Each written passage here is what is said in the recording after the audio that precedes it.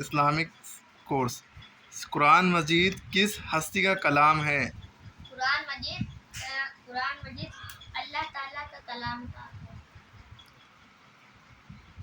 قرآن مجید کی تعلیمات کن لوگوں پر فرض ہے؟ دنیا کے ہر لوگوں پر فرض ہے۔ دنیا کے سارے انسانوں پر ہے۔ قرآن مجید کے سب سے پہلے حافظ کا نام بتائیے۔ حضرت محمد صلی اللہ علیہ وسلم۔ صلی اللہ علیہ وسلم۔ جب حضور کا نام ہے تو سب کو صلی اللہ علیہ وسلم کہنا واجب ہے۔ قرآن مجید کتنی مدت میں نازل ہوا؟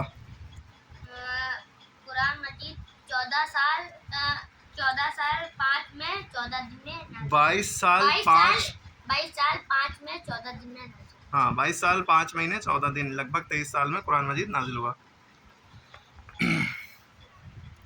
نبی صلی اللہ علیہ وسلم کے پاس وحی کون لے کے آتے تھے؟ حضرت جبرائیل علیہ السلام۔ ہاں اللہ کے فرشتے حضرت جبرائیل علیہ السلام ہے نا۔ قرآن مجید کا سب سے بڑا مفسر کس صحابی کو بتایا گیا ہے؟ عبداللہ بن عباس۔ ہاں حضرت عبداللہ بن عباس رضی اللہ عنہ، جو حضور صلی اللہ علیہ وسلم کے چچا زاد بھائی تھے، کزن تھے نا۔ سوال نمبر 7، نبی صلی اللہ علیہ وسلم پر قرآن مجید کی سب سے پہلی وحی کہاں نازل ہوئی؟ سعودی عرب، شہر مکہ کے قریب ایک پہاڑ کی غار میں، غار میں، غار ہرا کہتے ہیں نا۔ غار مانے غفا۔ وحی کا مطلب ہوتا ہے، وحی نازل ہونے کا مطلب قرآن مجید کا نازل ہونا۔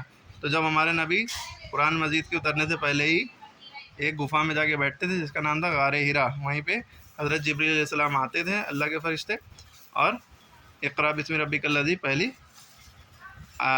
سورہ الگ کی شروع کی 5 آیتیں نازل ہوئی نا۔ سوال نمبر 8، قرآن مجید کے سب سے پہلے کاتب کون تھے؟ حضرت خالد بن ولید رضی اللہ عنہ، خالد بن سعید رضی اللہ عنہ، خالد بن سعید رضی اللہ عنہ۔ سوال نمبر 9، نبی صلی اللہ علیہ وسلم پر سب سے پہلے کون سی مکمل یعنی پوری سورت نازل ہوئی؟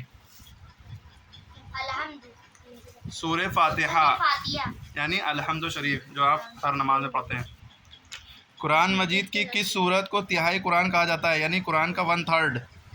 اگر اس سورت کو سورہ اخلاص یعنی قل هو اللہ احد، چھوٹی سی سورت ہے، اگر اس کو 3 بار آپ پڑھ لیں گے تو پورے قرآن پڑھنے کا ثواب ہے، کیونکہ 1/3 قرآن یعنی کہ 10 پارے پڑھنے کے برابر اس کا ثواب ہے ایک بار پڑھنے پر، ٹھیک ہے۔ لیکن اس کا مطلب یہ نہیں کہ آپ پورا قرآن نہ پڑھیں، پورا قرآن پڑھنا ایک الگ بات ہے، بس ایک بتائے کہ اتنی بڑی اتنی افضل صورت ہے، اس لیے اس کا ادب بتانے کے لیے